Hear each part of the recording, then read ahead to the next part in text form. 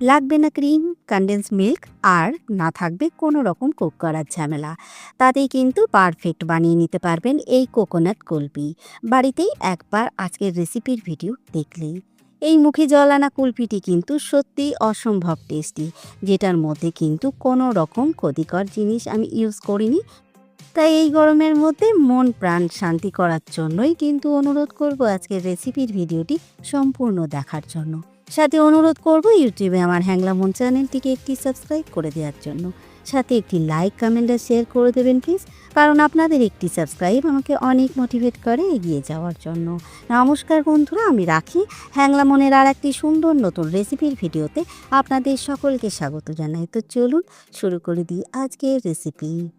তো বন্ধুরা, কোকোনাট কুলফি বা নারকলের কুলফি বানানোর জন্য এখানে নিয়ে নিয়েছি দুটো দুমালার নারকল। এখানে একটা দেখাচ্ছি, একটা সাইডে রেখে দিয়েছি।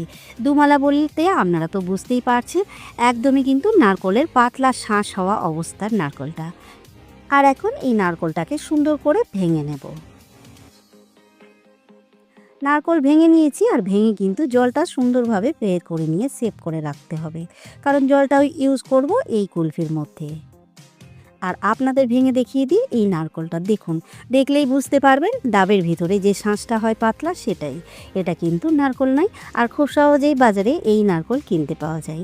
আর এই নারকলই কিন্তু ব্যবহার করতে হবে এই কুলফির রেসিপির জন্য। একদম পাতলা, জাস্ট একটা হালকা সর পড়েছে। দেখুন, হাত দিয়ে টেনে তুলে নেওয়া যাচ্ছে, আর এটা কিন্তু হাত দিয়ে চাপ দিলে গলে যাচ্ছে। কতটা সফট আপনারা নিশ্চয়ই বুঝতেই পারছেন। তো চলুন এখন সমস্ত নারকলটাকে এইভাবেই তুলে নেব। আর এই জলটাকে রেখে দেব সাইডে, কারণ এই জলটাই পেস্ট বানানোর সময় ইউজ করব। যে অংশটা উঠছিল না সেটা আমি এইভাবে চামচ দিয়ে বের করে নিচ্ছি। আর এখানে দুটো নারকলের শাঁস আমি ব্যবহার করব এই কুলফির জন্য। তো বন্ধুরা, নারকলের শাঁসটা আমি আলাদা করে নিয়েছি, আর পিছনের যে স্কিনটা ছিল সেটাকে আমি হালকা করে হাত দিয়ে ডলে তুলে দিয়েছি।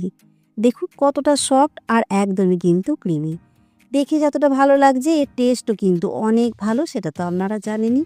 তো চলুন এখন এই সুন্দর শাঁসটাকে তৈরি করে নেব একটা পেস্ট।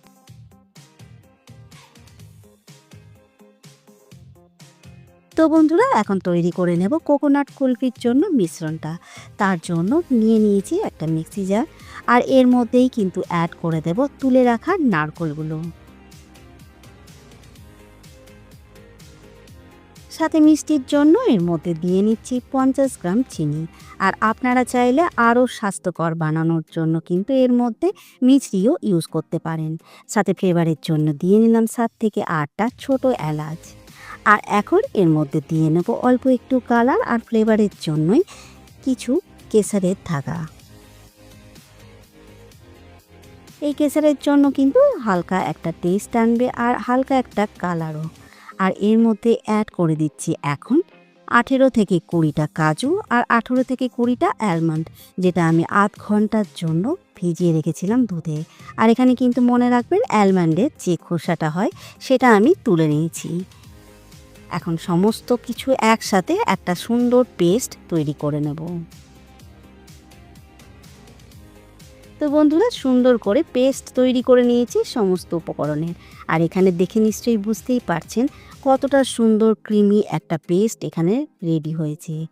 আর এখানে যেহেতু কোনো রকম আমি কর্নফ্লাওয়ার বা অন্য কিছু ইউজ করছি না, তার জন্য কিন্তু এই বাদামগুলো অ্যাড করেছি। আর এই বাদামের জন্যই কতটা রিচনেস এসেছে দেখে নিশ্চয়ই বুঝতেই পারছেন। তো বন্ধুরা, এখন এই মিশ্রণের মধ্যেই অ্যাড করে দিচ্ছি নারকলের জলটা। সাথে দিয়ে নিচ্ছি 50 গ্রাম গুঁড়ো দুধ।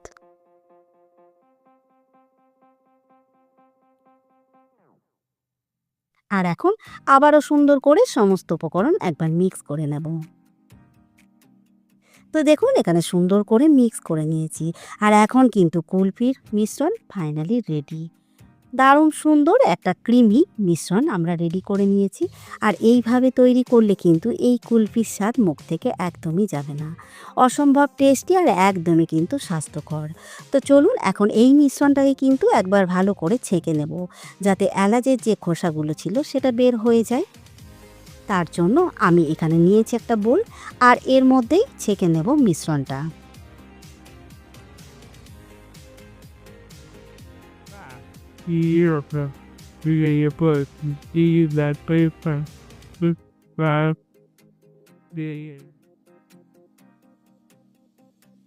কুলফির মিশ্রণ আমি ছেঁকে নিয়েছি, আর এখানে দেখে নিশ্চয়ই বুঝতেই পারছেন কোনো কিছু দানা কিন্তু বেঁচে নেই, শুধু আছে এলাচের খোসাগুলো।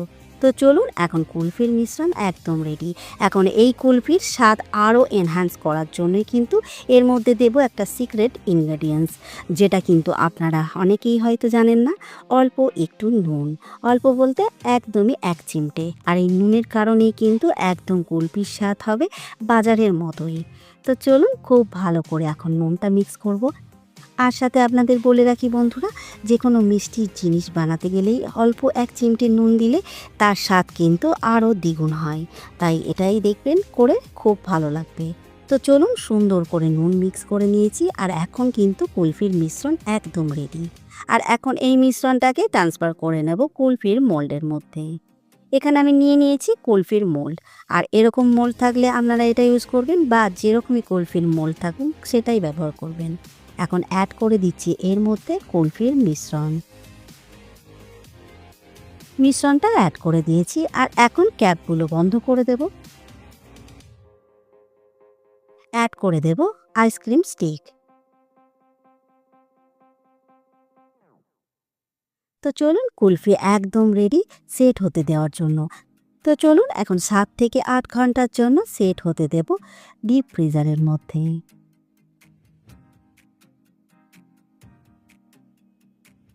তো বন্ধুরা, চলে এসেছি 8 ঘন্টা পর, আর এখানে কিন্তু কুলফিগুলো সুন্দরভাবে সেট হয়ে গেছে, সেটা দেখেই বোঝা যাচ্ছে।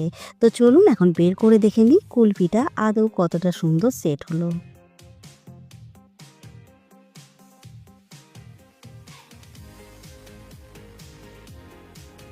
দেখুন বন্ধুরা, কতটা সহজে বের হয়েছে কুলফিটা, আর এই কুলফি কিন্তু একদম নিখুঁত সুন্দরভাবে সেট হয়েছে। একদমই ক্রিমি, আর দেখে কিন্তু মুখে জল এসে যাচ্ছে। অসম্ভব টেস্টি কোকোনাট কুলফি কিন্তু বাড়িতেই রেডি করে নিয়েছি। আর আপনাদের অনুরোধ করব আজকের রেসিপির ভিডিওটি সম্পূর্ণ দেখে বাড়িতে একবার হলেও ট্রাই করতে, সাথে কমেন্ট করে জানাতে খারাপ লাগলে। আর বন্ধুরা, আজকের রেসিপির ভিডিওটি আপনারা যদি ফেসবুক পেজ থেকে দেখেন, তাহলে প্লিজ বন্ধুরা আমার ফেসবুক পেজটিকে ফলো করবেন, সাথে একটি লাইক করে দেবেন। আর আপনাদের সকলকে জানাই অসংখ্য ধন্যবাদ আজকের রেসিপির ভিডিওটি সম্পূর্ণ দেখার জন্য। তো চলুন, আজকের রেসিপির ভিডিওটি এখানেই শেষ করছি। সকলে ভালো থাকবেন, সুস্থ থাকবেন, সাবধানে থাকবেন। দেখা হবে খুব তাড়াতাড়ি হ্যাংলা মনের আর একটি সুন্দর নতুন রেসিপির ভিডিও নিয়ে।